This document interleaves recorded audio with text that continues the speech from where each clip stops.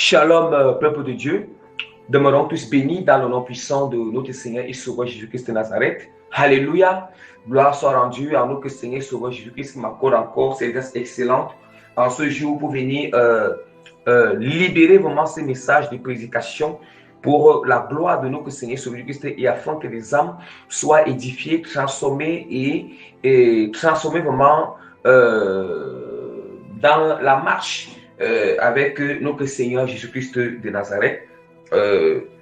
J'implore vraiment le Seigneur Jésus-Christ selon sa grande bonté et sa miséricorde de nous remplir et nous perfectionner davantage dans l'amour, la compassion, la bonté, la générosité, la charité, la fidélité, d'augmenter la foi en nous bien-aimés, l'obéissance complète à la parole de notre Seigneur Jésus-Christ et qu'il continue davantage vraiment à nous remplir, à nous accorder la grâce de vivre une vie de sanctification complète, le déploiement du cœur, de l'âme, de l'esprit et du corps, vraiment sans laquelle personne ne verra le Seigneur. Tant qu'il faut oublier de nous remplir, de nous accorder une grâce davantage de vivre une vie de prière faite en esprit en vérité, une vie de méditation quotidienne, vraiment que des jeunes, une vie vraiment d'intimité avec lui, intimité profonde. Donc, alléluia. Donc, la force, la détermination, la sagesse, la sobriété, l'éveil, qui vraiment nous accorde cette grâce vraiment dans tous ces éléments qui sont vraiment nécessaires pour nous. Et parce que nous savons, bien aimés, en toute humilité, vraiment, en toute humilité, je souhaite déjà nous dire, quand nous voyons là, nous ne pouvons rien faire sans la grâce du Seigneur. Il y a certains éléments où nous devons toujours implorer la grâce du Seigneur à tout moment. Alléluia. À tout moment, c'est nécessaire.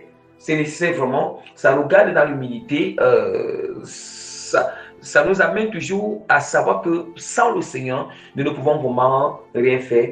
Donc voilà pourquoi je lui demande toujours, je lui implore toujours de nous accorder tous ces grâces vraiment. Je vais recommander ce moment de prédication en élément du Seigneur à travers une courte prière de recommandation.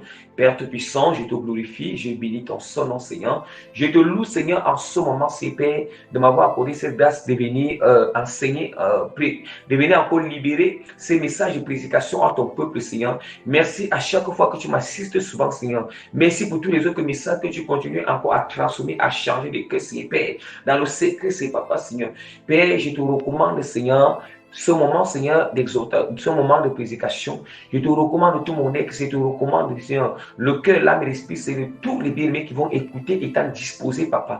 Je t'implore de venir prendre total contrôle en nous, Seigneur. De venir prendre total contrôle, Père. Je t'en supplie, Seigneur, Père, de venir régner, Seigneur, dans tout notre être en ce moment, Seigneur. Je t'implore, Seigneur, que ta vie se répandent à travers cette prédication, Père. La transformation, Seigneur, soit propagée et répandue, Seigneur, Père, à travers cette prédication en sauvant, Seigneur. Je t'implore, m'amener dans les profondeurs, la révélation de ta parole, Père. Je t'implore, Papa, c'est que toi-même, Seigneur, tu viens communiquer à ton peuple ta volonté, Seigneur. Communiquer à ton peuple, Seigneur, Père, dans les profondeurs de ces thèmes, Seigneur, Père, Seigneur, et que seule ta volonté soit faite sur la terre comme au ciel, Papa, Seigneur, Père.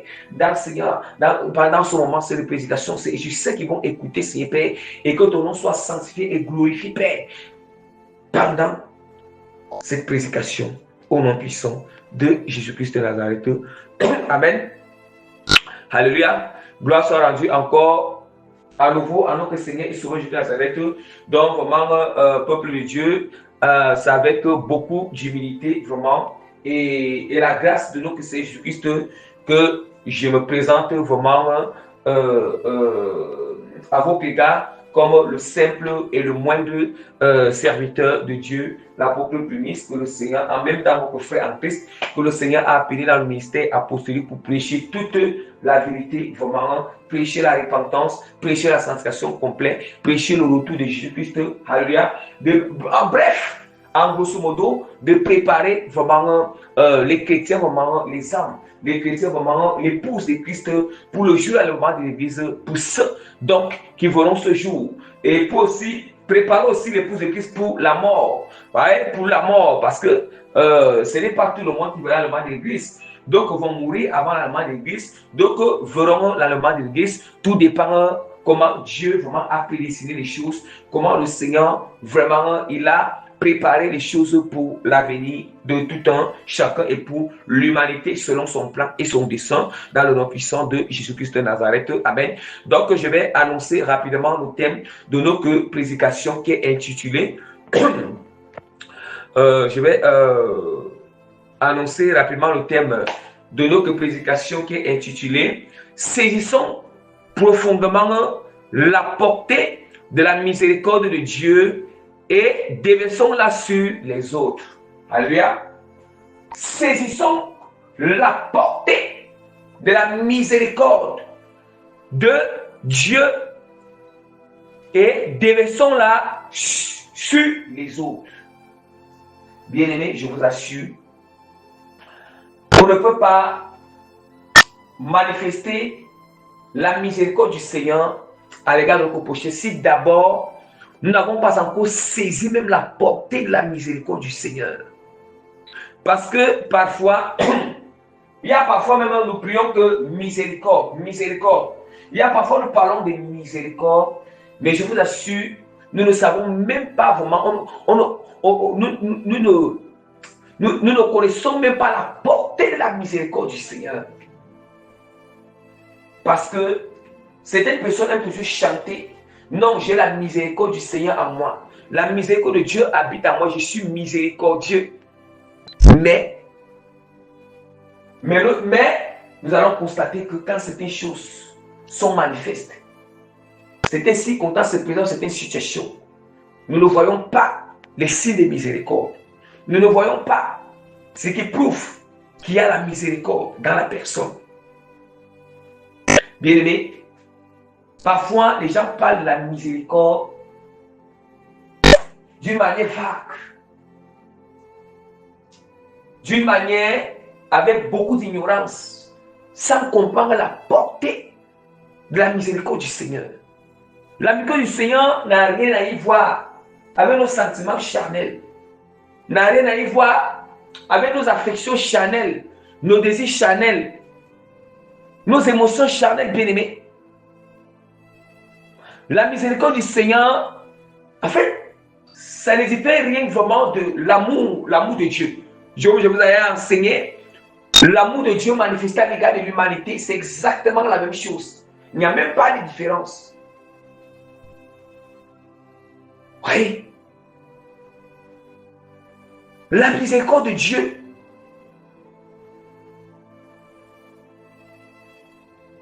Or, la miséricorde du Seigneur doit habiter en nous.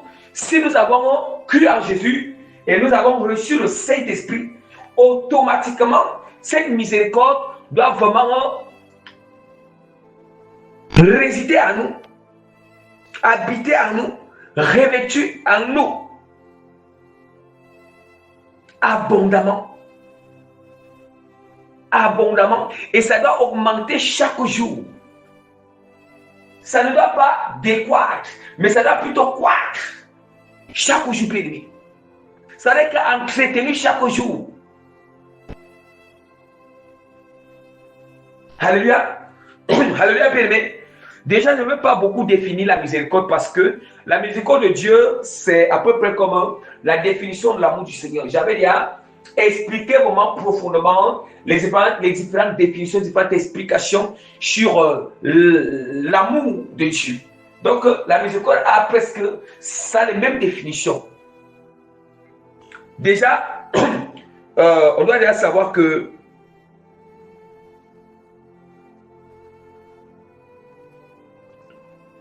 bien-aimé, lorsque nous, il s'agit, je vais parler ici, être miséricordieux à l'égard de nos péchés, c'est quoi? Être miséricordieux à l'égard de nos péchés, nous savons d'abord que déjà, la miséricorde, quand Dieu nous fait miséricorde, ce n'est pas parce que nous avons mérité. Non. Non, non, non. Quand Dieu nous fait miséricorde, il faut que nous comprenions bien, ce n'est même pas, nous n'avons même pas un peu mérité la miséricorde du Seigneur. Nous ne sommes même pas dignes. Dignes vraiment.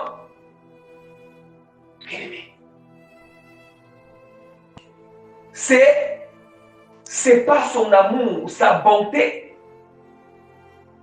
et sa grâce que nous recevons sa miséricorde.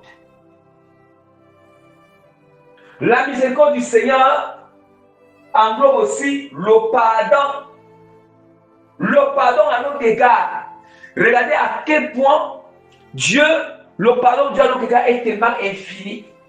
Malgré, bien aimé, le nombre de fautes que nous commettons, le nombre d'erreurs que nous commettons, bien aimé, le Seigneur nous pardonne. Lorsqu'on revient au Seigneur, on lui demande pardon, il nous pardonne. Même lorsque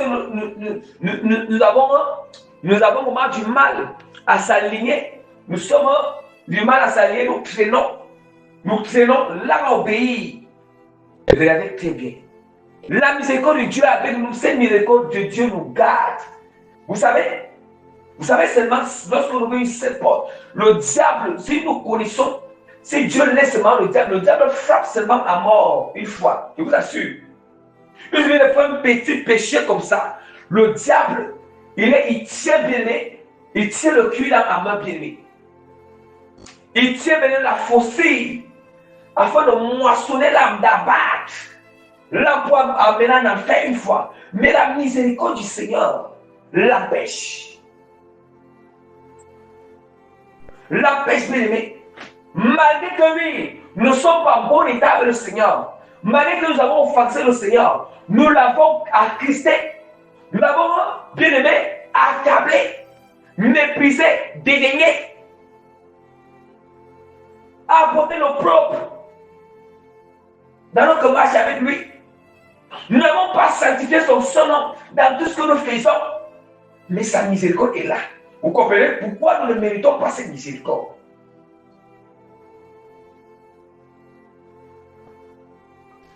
Or, c'est cette même miséricorde que nous devons manifester à l'égard de nos prochains. Si Dieu habite en nous, cette miséricorde habite en nous, on doit maintenant agir, démontrer, prouver les signes de cette miséricorde à l'égard de mon prochain, à l'égard de mon frère en Christ, de ma soeur en Christ, du païen, du voisin, de l'entourage, dans le lieu de travail. Alléluia. Partout là où nous arrivons. Bien-aimés, je continue encore à prêcher sur notre thème. Bien-aimés, nous devons comprendre une chose. Être miséricordieux à l'égard de notre prochain, c'est avoir pitié toujours de notre prochain, parce que Dieu a toujours pitié de nous. Si le Seigneur a pitié de nous, on doit toujours avoir pitié de notre prochain. On doit toujours avoir pitié de notre prochain bien-aimé. Même celui qui nous a fait du mal. Même celui qui nous a fait du mal, quand il se retrouve dans les moments difficiles, quand le mal arrive, on doit avoir pitié de lui. On doit avoir compassion. Quand lorsqu'on entend une histoire d'une personne, bien aimé, que la personne soit rebelle ou pas rebelle, qu'il ait réussi ou pas, on va d'abord avoir pitié. C'est ça la miséricorde. La première chose, n'est pas qu'on va endurcir notre cœur. On va avoir dit que non, il mérite vraiment comme ça. Nous allons commencer à rire. Nous allons commencer, non. Nous allons nous moquer. Ou bien nous allons, non, bien. C'est pas ça. La miséricorde du Seigneur ne se manifeste pas comme ça. La miséricorde de Dieu, nous savons la miséricorde de Dieu en nous. Même quelqu'un qui nous a fait du mal. La parole du Seigneur est très claire. La parole du Seigneur ne te réjouis pas vraiment le jour. Ne te réjouis pas du malheur de ton ennemi. On ne doit pas se réjouir du malheur de notre ennemi. On ne doit pas se réjouir. On doit avoir la crainte à ce niveau. Bien la miséricorde, c'est comme si parfois la miséricorde de Dieu, c'est normal, on ne cautionne pas le péché. Nous sommes d'accord. Nous ne cautionnons pas nos péchés. Nous ne cautionnons pas les choses qui ne glorifient pas le Seigneur.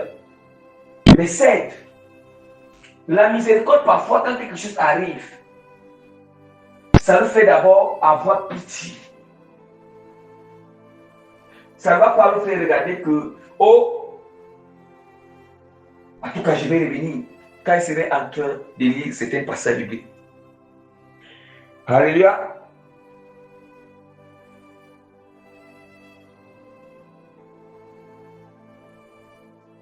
Bien-aimé,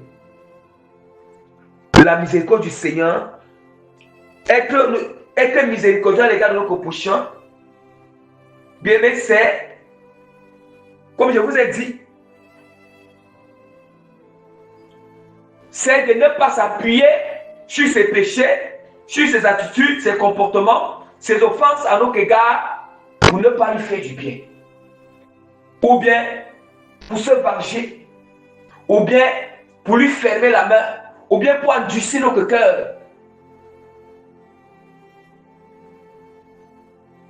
Bien-aimé. Bien, nous allons ouvrir rapidement la parole du Seigneur. Nous allons ouvrir rapidement la parole de Dieu. La parole du Seigneur nous dit, dans 1 Jean chapitre 4, verset 19, pour nous, nous l'aimons parce qu'il nous a aimés le premier. Écoutons bien. On dit que nous l'aimons parce qu'il nous a aimés le premier bien-aimé.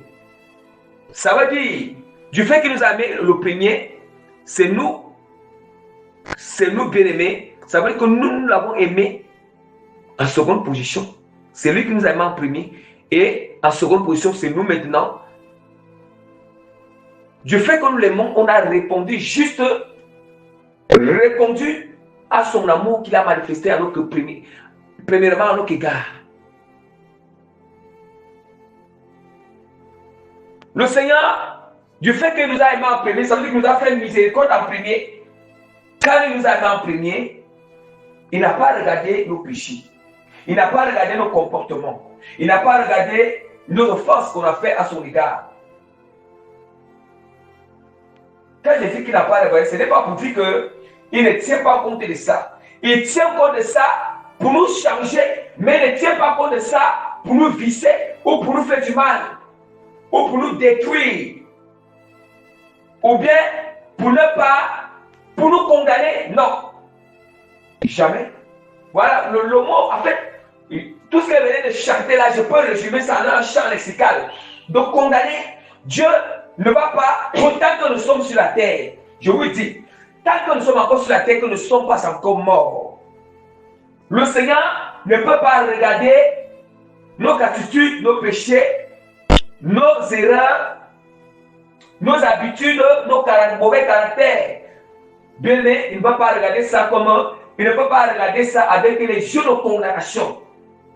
Voilà pourquoi c'est dans ce sens qu'il dit qu'il n'a pas tenu compte de ça. Voilà pourquoi il a fait la miséricorde en première position. Parce que s'il regardait, s'il considérait ça comme un sac de condamnation, il ne devait pas nous faire miséricorde. Il ne devait pas nous faire miséricorde.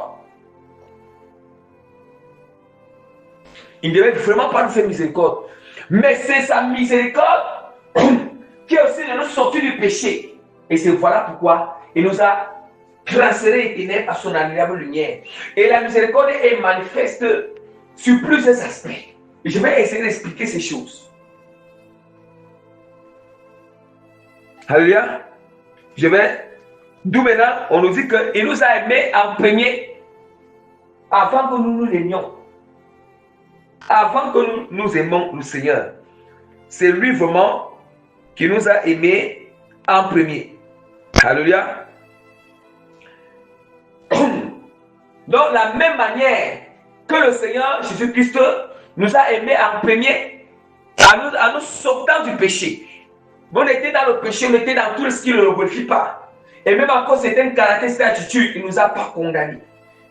Il ne nous a pas regardé avec les yeux de condamnation. Non. Il ne nous a pas jugés, mais plutôt il s'est approché avec une miséricorde pour nous amener vers lui. Pour nous amener vers lui.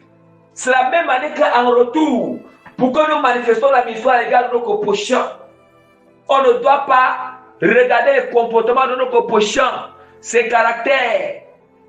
Bien-aimé, ses offenses qu'il nous a fait, son attitude. Bien-aimé, pour enterrer la miséricorde à son égard. Non. Sinon, du coup, si on regarde, on aura un regard de condamnation, un regard de jugement à l'égard de la personne. Nous allons conclure à l'égard de la personne.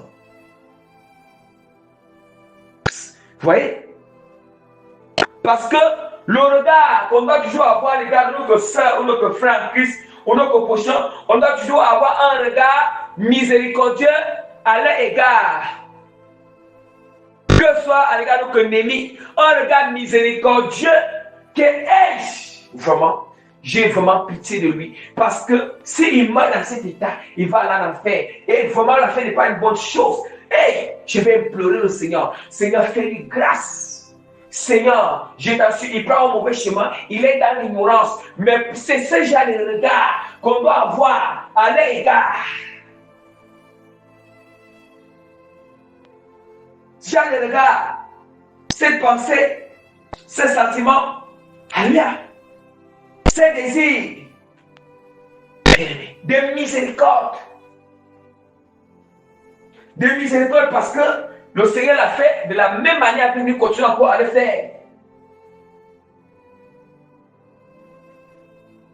Et continuons encore à le faire.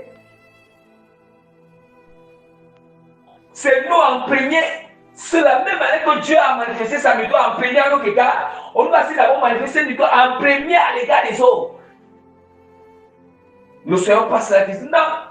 Si d'abord il ne manifeste pas d'abord l'amour à mon égard, si ne montre pas d'abord la miséricorde, j'attends d'abord, ça peut être moi aussi. Vous voyez? Ça, ce sont des choses que, bien aimés, nous ne pouvons pas avancer avec le Seigneur. Ça, ce sont des subtilités de l'ennemi, des raisonnements de la chair, des raisonnements charnels. Quand on dit présenter la miséricorde à l'égard de notre prochain, bien aimé, ce n'est pas pour aller chercher l'amitié charnelle. Ce n'est pas pour, bien aimé, aller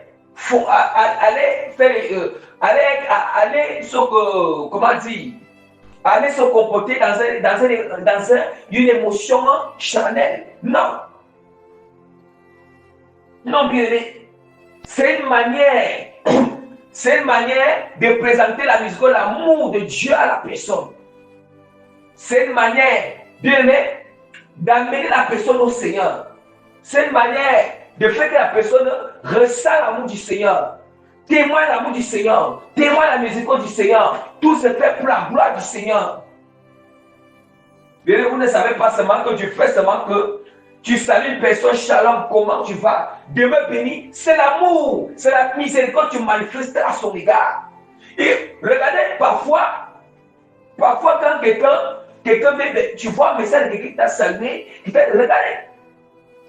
Tu sens l'amour du Seigneur, ça te donne la joie, ça te donne la paix. Parce que quoi? Parce que la personne a témoigné l'amour du Seigneur, la miséricorde du Seigneur. On nous dit que c'est lui qui a manifesté cette miséricorde en premier. Mais nous avons quelle humilité du Seigneur. Mais aujourd'hui, il y a tellement d'orgueil au milieu chrétien.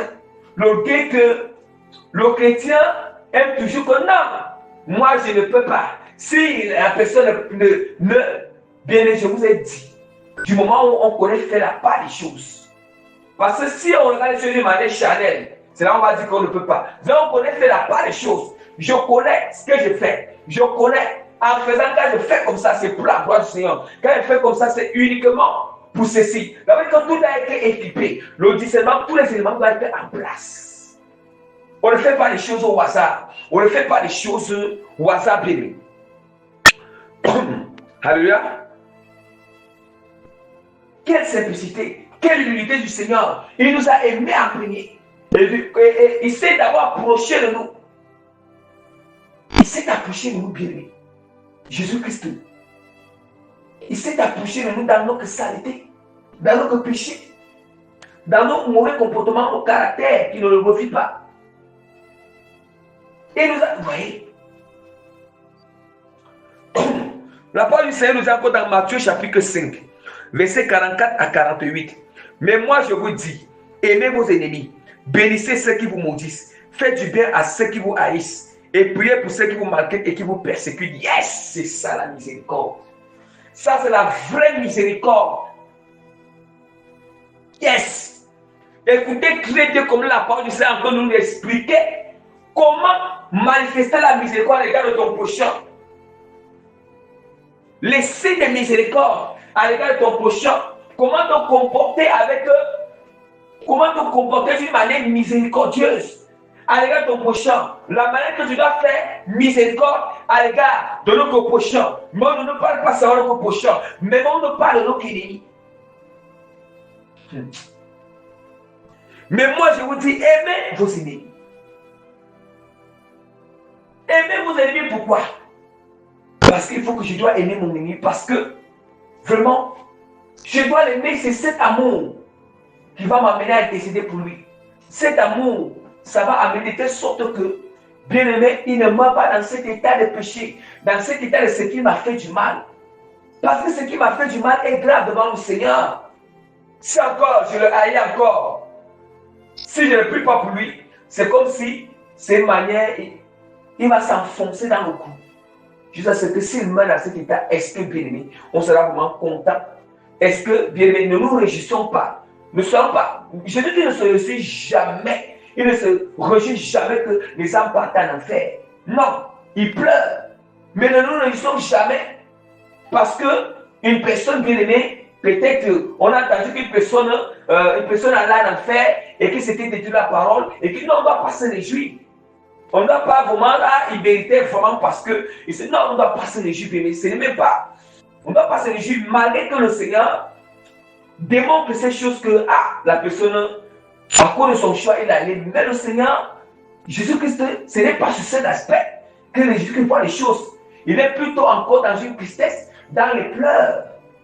Parce qu'il est mort pour toute âme.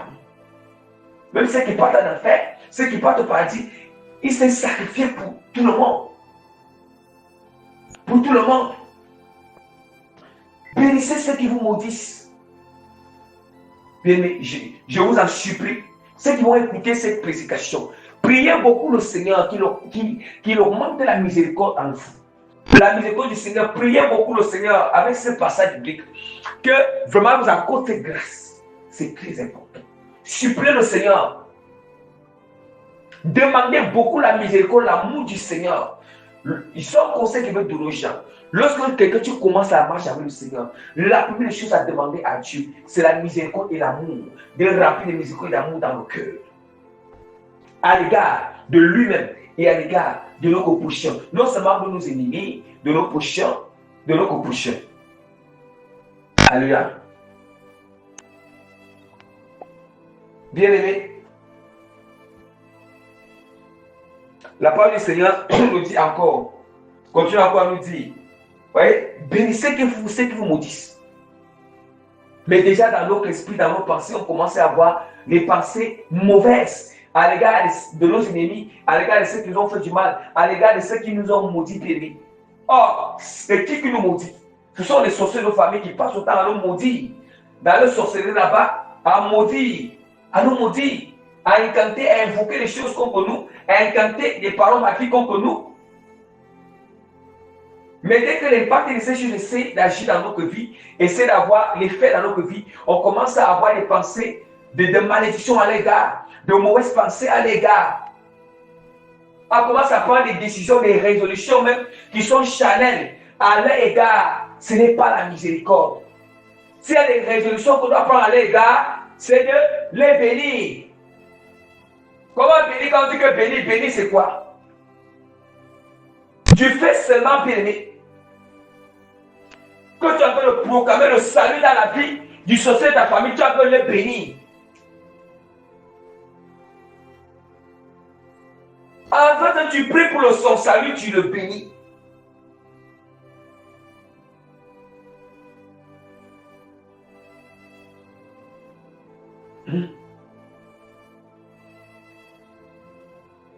Faites du bien à ceux qui vous haïssent. Faisons du bien à ceux qui nous haïssent. C'est ça la miséricorde de Dieu. C'est ça la miséricorde du Seigneur. Si vous aimez ceux qui vous aiment, quelle récompense méritez-vous? Voilà, nous allons voir aujourd'hui. Ce ne sont que ceux qui nous aiment que nous manifestons miséricorde. Nous avons compassion, nous avons pitié quand quelque chose arrive. Hein? Mais sur certaines personnes, nous n'avons pas cette compassion, on n'a pas cette miséricorde, on n'a pas cette pitié. Mais nous devons revoir. Nous devons revoir vraiment. Nous devons revoir notre cœur, notre âme sur le domaine des miséricordes. La miséricorde à l'égard de nos péchés. La miséricorde de Dieu à l'égard de nos péchés. Hein? Les publicains aussi n'agissent pas de même. Même les publicains agissent la même chose. Nous, on va être différents des publicains.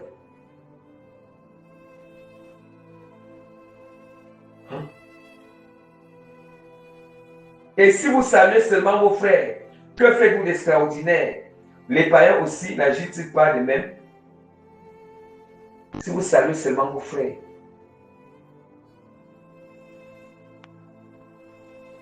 Mais est-ce que nous comprenons comment la porter ces paroles?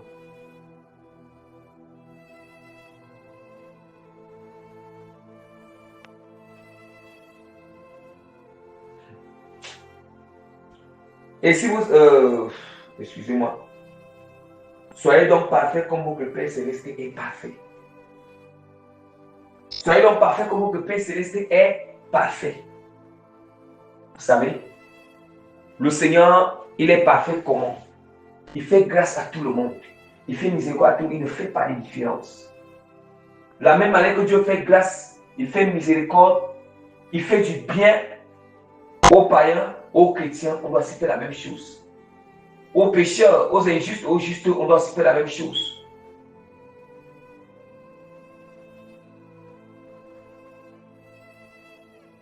La même chose.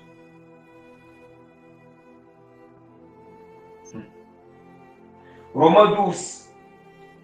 Romains chapitre 12, verset 17 à 21. Ne rendez à personne le mal pour le mal. Recherchez ce qui est bien devant tous les hommes. Recherchez ce qui est bien devant tous les hommes. Et si nous comprenons, on doit rechercher ce qui est bien devant tous les hommes. Or, ce qui est bien, c'est ce qui est selon la volonté du Seigneur. On n'a pas dit devant nous, c'était tous les hommes, que ce soit ceux qui sont bien, ceux qui sont mauvais. Ceux qui sont dans le péché, ou ceux qui ne sont pas dans le péché. Ceux qui sont dans la sanctification, ou ceux qui ne sont pas dans la sanctification. Vous voyez? On doit toujours rechercher du bien. Ça veut dire que s'il faut rechercher du bien devant tout le monde, on ne tient pas compte de l'état de la personne. On ne tient pas compte s'il est pécheur, s'il est comment. Non, notre but est seulement d'agir, quel que soit l'état de la personne. On ne doit que rester sur ce que la parole de Dieu me demande, d'agir à l'égard de cet état des personnes. D'agir à l'égard de la personne selon... En fait, mon but, ce n'est que rester dans la volonté du Seigneur. Rester dans la parole du Seigneur. C'est ça le but. Le reste là, tout ce qui va venir là, tout ce que tu vas agir là, qui est contre la parole, ou bien tout cela venir, c'est caduc et vain. Tout ça, ce sont des choses vaines. Des choses vaines. Je vous ai dit par la grâce du Seigneur, et il n'y a aucune situation, aucune circonstance, ou aucun comportement, ou bien caractère, ou bien l'état d'une personne à laquelle la parole nous enseigne pas comment agir, comment faire.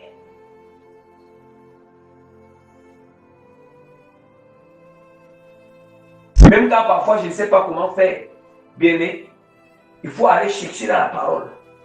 Voilà, rentre dans l'intimité, va puiser dans la salle du Seigneur, allez puiser, puisons. Puisons, bien aimé.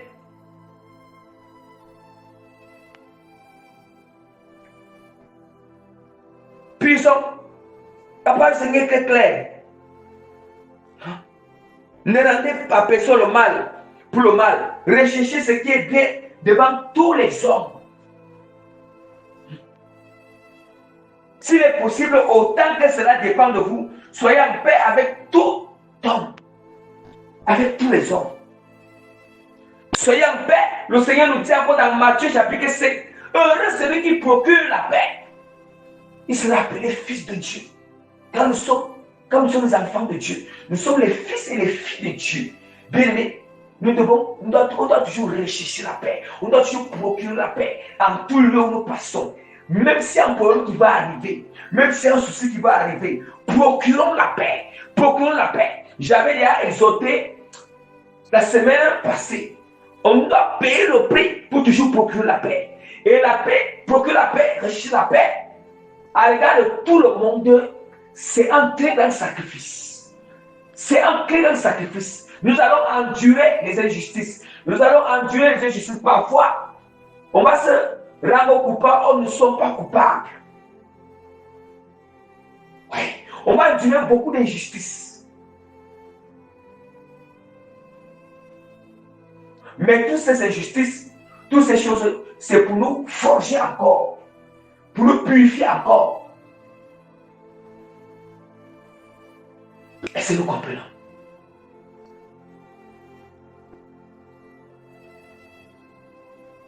Je répète encore, procurons toujours la paix, recherchons toujours la paix, procurons toujours la paix à l'égard de tous, de tout le monde, chrétiens, païens, athées, en tout lieu. En tout lieu. Il ne s'agit pas d'une paix charnelle, il s'agit d'une paix de Jésus-Christ de Nazareth. Une paix de la volonté de Dieu. Attention, attention bien aimé, rechercher la paix, ce n'est pas d'aller faire ce qui ne glorifie pas Dieu pour dire rechercher la paix. Hey, faisons attention, il faut que je mette à ça. Parce que beaucoup confondent, souvent. Beaucoup confondent souvent, bien aimé. Surtout quand on se retrouve dans les lieux où on va lui demander de faire ce qu'il ne glorifie pas le Seigneur. Ah, si je refuse, il y a des problèmes. Ah, pour chercher la paix, je vais désobéir au Seigneur. C'est pas ce genre de paix, bien aimé. Attention, là vraiment, archi faux bien aimé. Là on n'a pas compris dans le sens que Dieu parle. Il y a une autre manière. Comment faire lorsque on nous demande de faire ce qui désobéit au Seigneur? Ça peut être soit ton mari ou ton patron ou bien bon en fait comment dire son autorité administrative, ou bien celui que Dieu a établi, une personne que le Seigneur a établi. Voilà, chez toi, bien-aimé.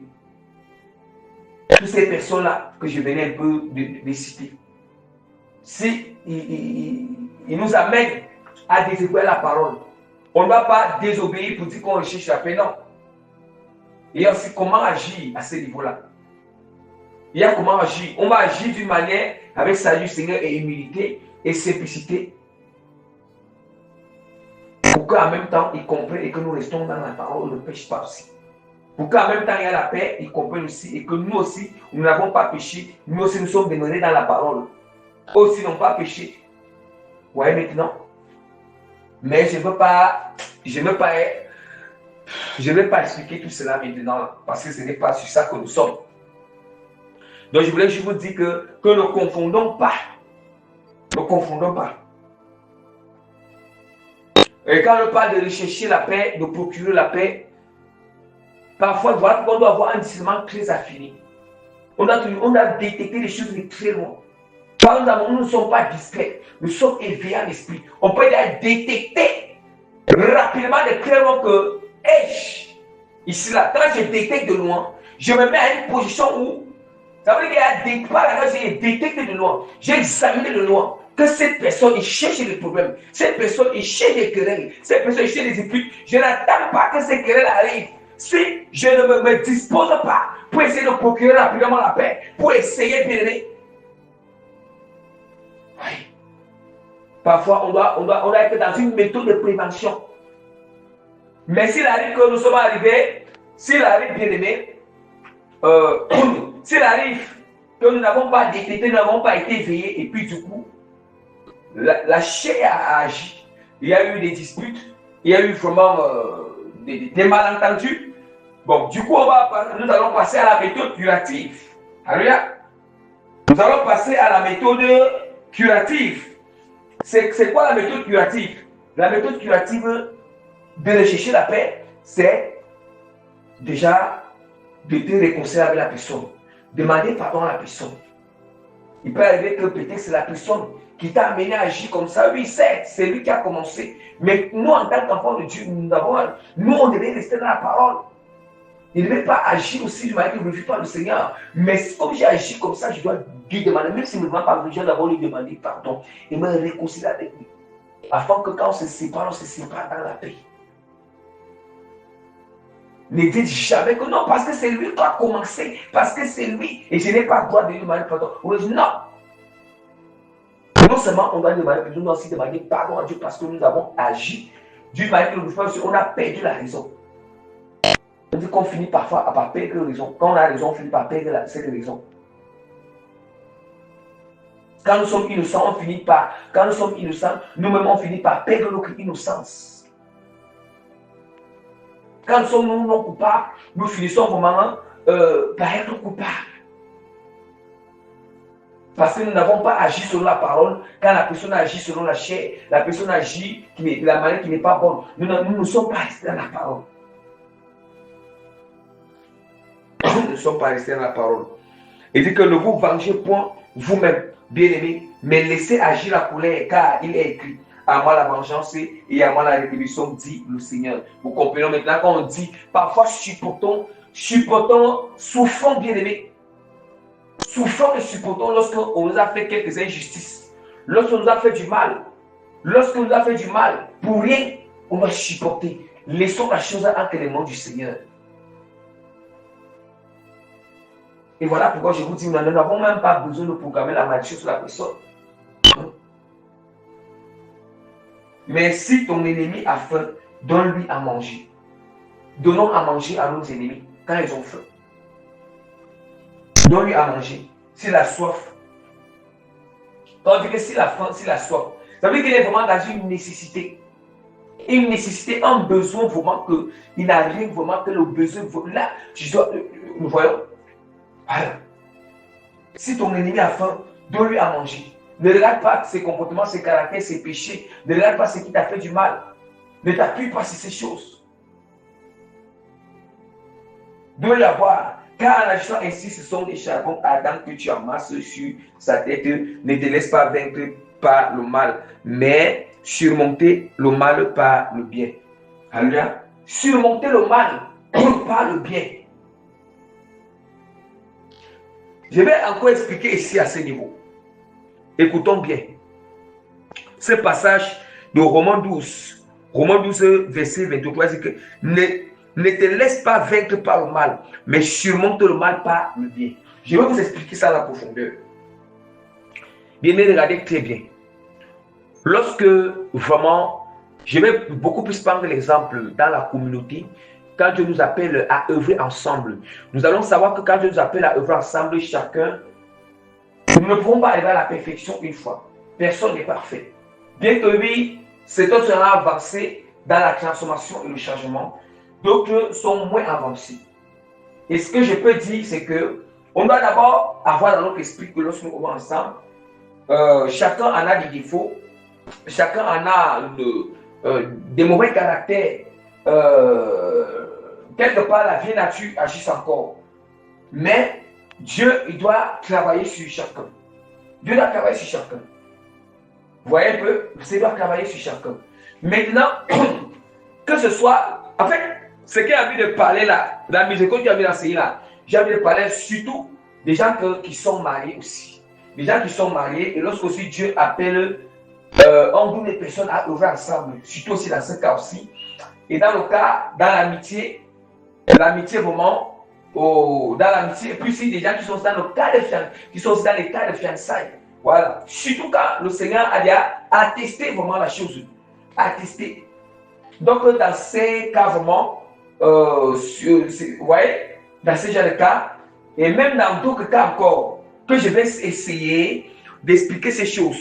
Quand on dit que ne te laisse pas vaincre par le mal, mais surmonter le mal. Voici. Lorsque ces caractères, ces comportements, ces langages, ces habitudes, ces attitudes, tout ce qu'il est en train de faire, tout, bien ça ne nous arrange pas. Plutôt ça nous énerve, ça nous offense, ça nous dérange, bien aimé. Ça nous renvoie à une autre atmosphère. Ça nous change sa seule atmosphère à nous. Bien aimé. Qu'est-ce que nous devons faire?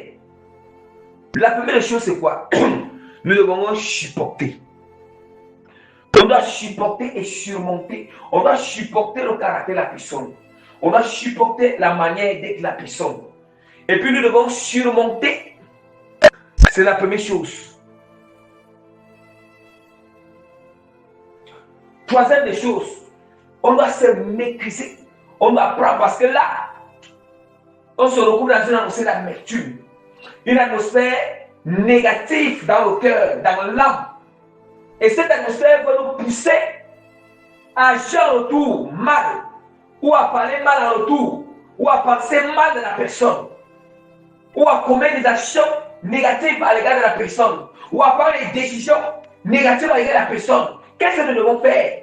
Je vous l'ai dit, premièrement, on doit supporter, surmonter. Deuxièmement, on doit se maîtriser. On doit se maîtriser avec la grâce du Seigneur. On doit maîtriser nos pensées. On doit maîtriser bien nos paroles. On doit maîtriser notre langage. On doit maîtriser, bien aimé, cette atmosphère à l'intérieur de nous. On doit maîtriser avec la puissance du Saint-Esprit. On doit canaliser, neutraliser, bien aimé. Neutraliser afin que nous ne soyons pas vaincus. Parce que la parole dit que ne te laisse pas vaincre par le mal. Parce que la parole dit que ne te laisse pas vaincre par le mal. On ne doit pas se laisser vaincre. Vaincre par cette atmosphère négative qui est en nous. On ne doit pas se laisser vaincre par cette pensée impure qui est en nous à l'égard de nos reprocher tout à fait du mal. À l'égard de son caractère. Tout à fait mis à part son caractère, son attitude, tout ce qu'il fait. Parce que tout se passe à l'intérieur de nous là. À l'intérieur, nous ne nous laissons pas vaincre par ces forces, ce bouillonnement, ces forces qui montent en nous à sortir un mauvais langage ou bien des mauvaises paroles. Alléluia. On doit pas se laisser vaincre. Je voulais dire, on doit neutraliser, on doit canaliser. Yes. C'est vrai que ce n'est pas facile. Mais en invoquant le nom du Seigneur, en s'appuyant sur la grâce du Seigneur, le combat est éternel. Est. Après d'avoir que tu as neutralisé, ça va se transformer en bien. Ça veut dire, si c'était l'atmosphère de haine qui était déjà dans l'âme, l'esprit, il faut d'abord, je vous l'ai dit, il faut supporter la personne, surmonter, maîtriser, neutraliser, canaliser. Après, cette canalisation maintenant, ça veut dire que la canalisation a pour ordre de changer ou de convertir cette atmosphère à une atmosphère positive à l'égard de la personne. Cet esprit de l'Éternel. Si c'était une atmosphère de haine, ça va se transformer, ça va se convertir à une atmosphère de l'amour, de miséricorde à l'égard de la personne. Que ce soit atmosphère, que ce soit pensée, que ce soit sentiment, que ce soit désir, action, langage, parole. Mais le combat doit se passer à l'intérieur. On doit d'abord, on doit supporter, on doit avoir la capacité, avoir la puissance de supporter. Il s'agit qu'on supporte dans le cœur, on sent que ça bouillonne, on sent que ça fait mal, on sent on va s'exploser, on sent on va détourner une bouchette d'allumettes. Mais bien aimé, on fait ça, on se contient, on se retient, on se maîtrise avec la grâce, la puissance, en invoquant le nom du Seigneur Jésus-Christ de Nazareth. On doit savoir qu'il nous a donné ce pouvoir. On doit savoir si on a le Saint-Esprit. Nous avons le pouvoir de maîtrise en nous. On a la capacité de maîtrise, le pouvoir de supporter, le pouvoir de surmonter, le pouvoir de canaliser, le pouvoir de neutraliser. ces choses maléfiques qui s'infiltrent à notre intérieur, pour que ça ne se manifeste pas à l'extérieur pour détruire encore. Alléluia. Bien oui. Pour détruire encore. Troisièmement, bien aimé. Troisièmement,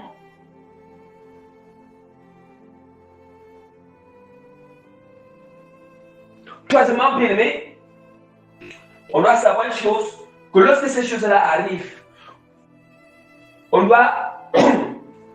devons porter la chose.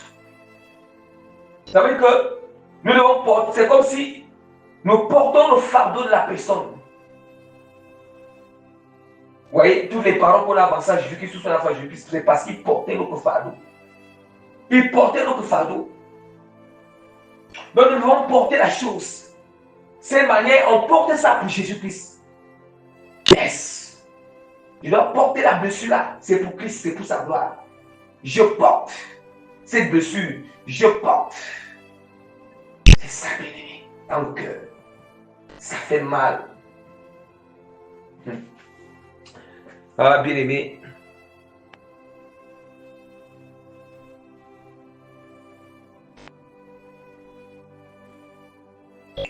Bien-aimé, quatrièmement, bien-aimé, je dois maintenant, c'est après maintenant que je peux attirer l'attention de la personne.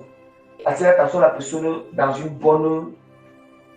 Quand tout est déjà passé, tu es déjà géré par la grâce du Seigneur. Je peux attirer l'attention de la personne, conseiller à la personne. Cinquièmement, je dois prier pour la personne. Alléluia. Je dois vraiment prier pour la personne avec beaucoup de miséricorde, beaucoup de compassion dans la prière, que Dieu l'accorde cette grâce. Et sincèrement, je dois être patient. Parce que du moment où je prie pour la personne ne va pas changer là. C'est vrai que le combat sera toujours manifeste. Et c'est quand ça sera toujours manifeste, ça sera toujours me mettre dans cet état. Et il va toujours agir de cette manière. Donc il faut maintenant être conscient que oui, ça ne va pas changer là. Mais je vais continuer à prier, je ne vais pas me décourager, mais aussi je vais essayer de m'adapter, de m'adapter à s'habituer jusqu'à ce que, à lui montrer l'amour et la miséricorde, à m'habituer jusqu'à ce que vraiment Dieu va transformer la personne. La personne va finir par changer. Comprenez la miséricorde. Vous comprenez bien la miséricorde du Seigneur. Donc, voilà. Donc, et puis, il faut beaucoup manifester la miséricorde. Beaucoup manifester la miséricorde à l'égard de la personne. Voilà, beaucoup même. Parce que si, pendant les comportements, la personne n'a pas encore changé, on est toujours en train d'avoir un regard de condamnation à son égard. On est toujours en train d'avoir un regard de condamnation. Ou bien nous prenons des décisions. Ou bien toujours en train d'avoir des langages. Des langages qui ne sont pas bien à l'égard de la personne. Bien, ce n'est pas la miséricorde, ce n'est pas l'amour. Voilà. On doit, en attendant que Dieu transforme la personne, on doit beaucoup même compatir, beaucoup soutenir la personne en l'encourageant sur la chose, en lui donnant les paroles beaucoup plus de miséricorde. Donc, manifester beaucoup de miséricorde, ça fait vraiment que la personne, ça lui donne la force. Ça donne la personne la force de la personne vraiment d'aller en avant, de travailler davantage, de se disposer davantage dans la présence du Seigneur. Donc, bien-aimé, voilà, la parole du Seigneur nous dit dans Marc chapitre 11, verset 25. Et lorsque vous êtes debout, faisant votre prière, si vous avez quelque chose contre quelqu'un, pardonnez, afin que votre Père qui est dans les cieux vous pardonne aussi vos offenses, ou même vous comprenez le pardon. Voilà, Hébreux 12 et 14, c'est toujours pour soutenir tout ce qu'on a vu. Il y a un péché, il y a rechercher la paix avec tous et la sanctification sans laquelle personne ne verra le Seigneur. Sans laquelle vraiment personne ne verra Dieu. Nous comprenons vraiment avec tous, la paix avec tous. On dit que la paix avec tous est la sanctification. Donc ça veut dire que, tout maintenant je reviens à ce que vous avez dit. Ne recherchez pas la paix, une paix qui t'amène à tomber dans le péché, non. Il dit que rechercher la paix et la sanctification. En même temps que tu recherches la paix, il faut rester dans la sanctification. Il ne faut pas rechercher une paix charnelle procurer une page Chanel au point où le côté de sanctification est épargné. Comme je vous l'ai dit, c'est peut-être une personne que Dieu a établie sur toi, il te demande de faire ce qui ne glorifie pas le Seigneur. Et comme tu veux vouloir rechercher la paix, tu vas dire qu'à Dieu tu peux rechercher la paix, et puis tu vas faire ce qu'il veut pour rechercher la paix, mais tu n'as pas recherché la sanctification. Or, la sanctification, c'est quoi? Il faut sanctifier le nom du Seigneur sur ce qu'il te dit. Sanctifier le nom du Seigneur. Ah, Dieu me dit de ne pas faire ceci. Si ton parent ou bien une personne te dit, ah, va faire l'adultère, va faire la va te prostituer. Non, parce que je vais rechercher la paix avec mon parent, moi, pour je vais me prostituer. Et puis, je ne vais pas sanctifier le nom du Seigneur par rapport à ce qu'il m'a dit. Donc, tout ça est au complet. On doit rechercher la paix, la sanctification, tout ça doit rester au complet. C'est par exemple, comme je peux dire comment. C'est ça. Alléluia. Donc, dans Matthieu 18, verset 21 à 22, alors Pierre s'approchait de lui et dit, Seigneur, combien de fois pardonnerai-je à mon frère lorsqu'il péchera contre moi, serai-je jusqu'à 7 fois? Jésus lui dit, je ne te dis pas jusqu'à 7 fois, mais jusqu'à 70 fois 7 fois. 70 fois 7 fois bien aimé. Vous voyez? 70 fois 7 fois. Si vraiment bien aimé, nous comptons le nombre de fois ça va donner là. Vous savez le nombre de nous. Nous comprenons alors qu'on doit faire, on doit tellement être rempli de miséricorde et de pardon. On doit vraiment être rempli de miséricorde. Il dit que heureux les miséricordieux car ils obtiendront miséricorde. Donc nous devons comprendre cela aujourd'hui.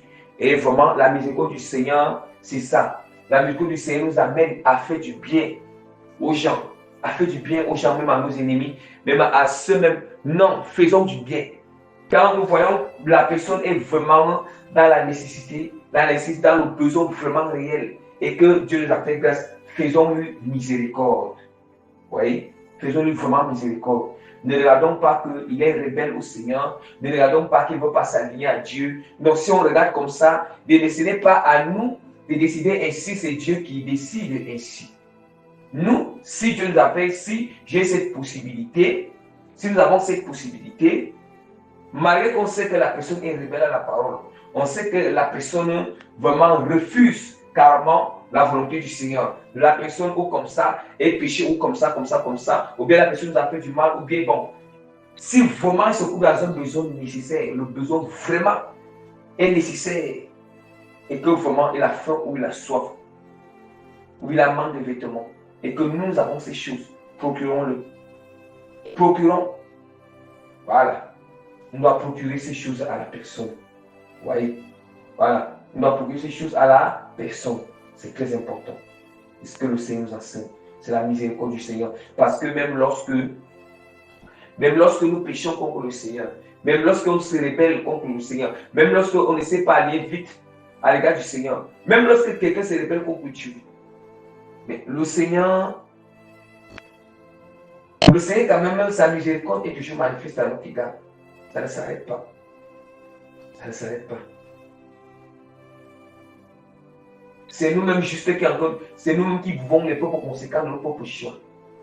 Donc, voilà, que toute la gloire revienne encore à notre Seigneur Sauveur Jésus de Nazareth.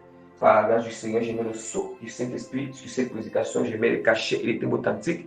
Du Saint-Esprit sur cette prédication, je mets l'avantage, la signature authentique de l'autorité de transformation et d'impactation positive des cœurs en esprit qui vont écouter cette prédication au nom puissant de notre Seigneur et Sauveur Jésus-Christ de Nazareth.